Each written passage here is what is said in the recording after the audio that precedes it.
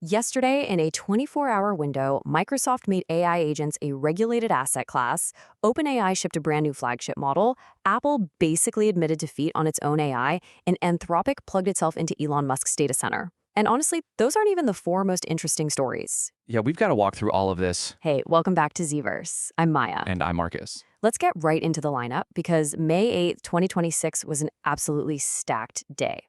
Okay, so kicking off with the Microsoft Agent 365 story.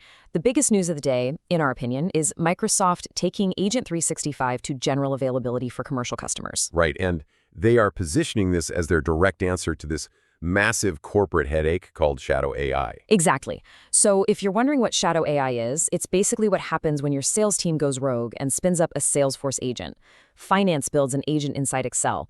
Engineering has a whole fleet of Copilot agents writing code, and literally nobody at the IT or security level has any idea who authorized them or where they even came from. It is a complete Wild West right now, happening at literally every Fortune 500 company. So Microsoft's solution is to step in and become the unified control plane for the whole shebang. And this is the part that genuinely blew my mind. Agent 365 isn't just locked into Microsoft's ecosystem. It actually acts as a cross-cloud discovery tool. Yeah, so it actively scans AWS environments, it scans Google Cloud environments, finds the agents running over there, and pulls them all under one centralized governance dashboard. Strategically, Microsoft is trying to do for AI what they did for the desktop back in the 90s. They're basically saying, fine, use whoever's models you want, but we are absolutely going to be the governance layer that watches over them. And right alongside that, they rolled out Windows 365 for agents. They are literally building an operating system for agents, giving them these first-class isolated identities. Because previously, an agent would just piggyback on a human developer's API key, which is obviously a massive security nightmare. Now, the agent gets its own dedicated cloud environment and a proper audit trail. They also pre-announced local agent policies hitting public preview in June. What that means is IT is going to start monitoring agents running locally right on your laptop, things like Cursor or Claude Code. Oh, get ready for the developer pushback on that one. Engineers are absolutely not going to want IT looking over their shoulder while they vibe code. But security teams, they are going to demand it. Moving on to Apple opening the door. Apple is reportedly prepping a major platform shift for iOS 27 called Extensions. This is going to let users just select third-party AI providers like Google or Anthropic to power their Apple Intelligence features. Which, let's be real, is basically Apple admitting defeat on their internal models, right? Their in-house models just aren't winning the race. But honestly, it's a brilliant strategic pivot. Totally. I mean, they don't need to win the model race if they become the high-margin distribution channel for whoever actually does win. It's the exact same playbook as their massive Google search deal. Exactly. Apple isn't getting out of the AI game at all. They're just getting into the AI tax collection game. So true. Okay, the Anthropic plus SpaceX story. I really think this one is genuinely undercovered right now. Anthropic just announced a partnership with SpaceX Colossus One that adds over 300 megawatts of capacity to their arsenal. Guys, 300 megawatts. Just to put that massive number into perspective, that is the power equivalent of bringing more than 220,000 NVIDIA GPUs online in the next month alone. The single biggest constraint on AI right now is not data, it's not algorithms, it is literally just electricity. And SpaceX has quietly become one of the most aggressive players out there, spinning up power capacity and data center infrastructure way faster than traditional utilities ever could. And Anthropic wasted absolutely no time leveraging that new compute. Literally on the exact same day, they doubled the 5-hour rate limits for Claude Code and completely ripped out peak hour restrictions. They are in an absolute sprint right now. They also dropped Petri 3.0, which is an open source alignment tool, but it includes this wild new add-on called Dish. Dish actually makes safety tests harder for the AI models to detect. Wait, actually? We are really at the point where the models are so incredibly good at recognizing when they're being tested that the testing tools literally have to hide from the AI? Yeah, no way around it. We are deep into that sci-fi territory now. Oh, and they also rolled out a public HackerOne bug bounty program, which honestly is just a super healthy, mature move for the whole space. All right, shifting gears to OpenAI shipping GPT-5.5 Instant as their brand new default model. The massive headline number they keep pushing everywhere, a 50% drop in hallucinated claims in high-stakes scenarios. Okay, 50% is a huge, huge claim. But look, we've got to express some healthy skepticism here. That phrase, in some high-stakes scenarios, is doing a lot of heavy lifting. We absolutely need to wait for independent, third-party external benchmarks before we start treating that 50% drop as gospel. Oh, for sure, agreed. But you know what's actually fascinating about 5.5 Instant? It isn't just the accuracy claims, it's the persistent context. It now pulls from your past chats, your uploaded files, and even connected services like Gmail to naturally color its responses. And the absolute best part is they finally built a new control panel letting you see exactly what data influenced a specific response. So instead of this frustrating black box where you're just wondering, why on earth did it say that? Or, wait, did it pull up that embarrassing email from 3 months ago? You actually get transparent memory sources now. You can see it, you can edit it, and you can delete it. Which is huge. But with GPT 5.4 really 2 months old at this point, people are really starting to ask, do we actually need to upgrade our models every 6 weeks? Honestly, for the casual user, it's mostly just noise right now. You aren't going to notice a massive difference for your basic day-to-day queries. The real frontier improvements, the stuff that is actually moving the needle, it's all happening way down in the developer stack and with agentic tooling. And speaking of the developer stack, it got super loud yesterday, especially with the Coder and Cursor plays. Coder released native Coder agents designed specifically for self-hosted infrastructure. This is a game changer for regulated enterprises. It finally lets them keep all their proprietary source code strictly inside their own network perimeter, while still getting that massive AI productivity boost. Right, and then you've got Snyk integrating Claude for security scans, and Opsera embedding real-time DevSecOps directly into Cursor. Because here's the scary reality we're facing. AI is currently generating code way too fast for human developers to safely review.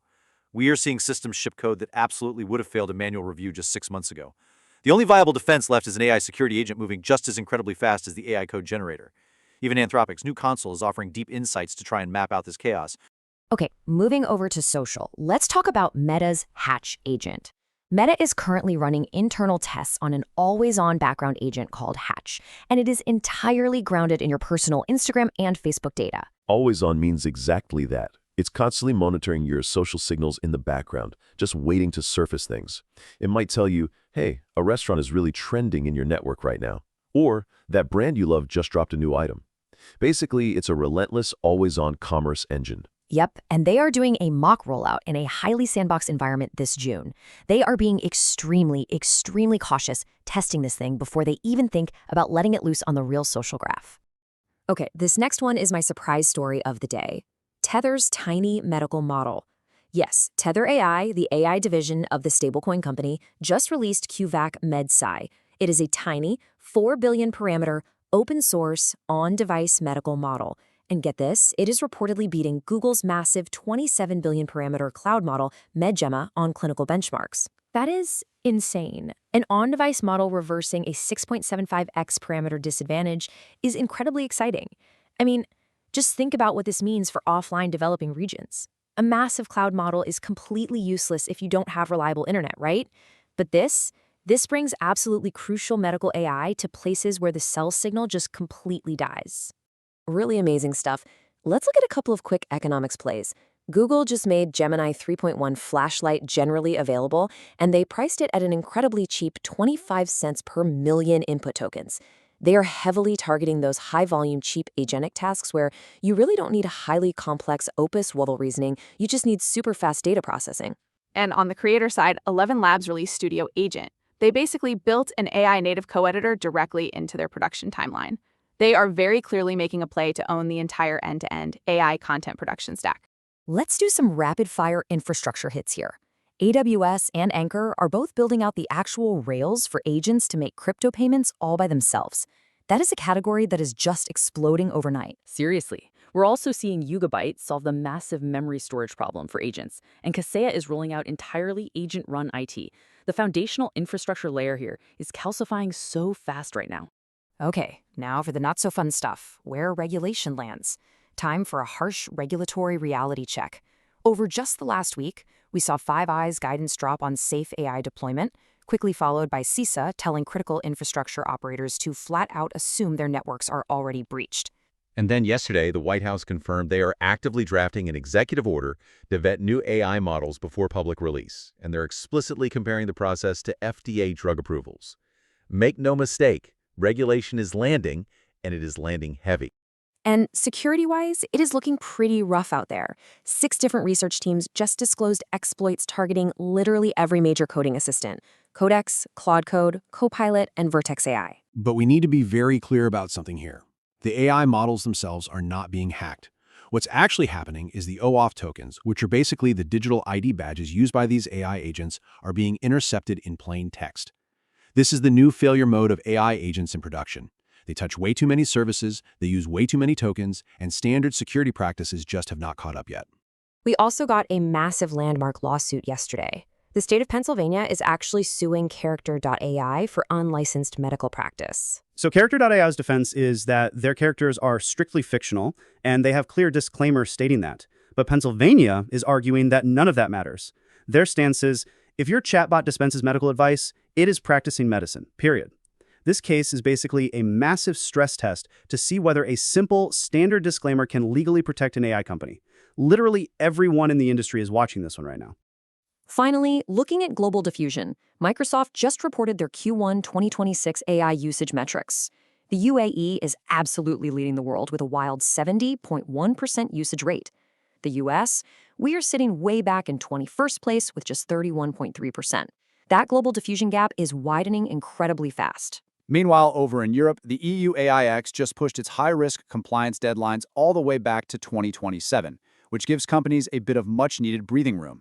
However, they are strictly enforcing transparency labels for AI-generated content by December 2026, so the clock is absolutely ticking on that front. And that was just 24 hours in this space. It's crazy. Out of everything we just covered, the Microsoft Agent 365 launch, the Anthropic SpaceX deal, the Apple extensions, what story do you think is the most important turning point? Tell us down in the comments because we genuinely read every single one. This has been Crazyverse. We'll see you in the next one.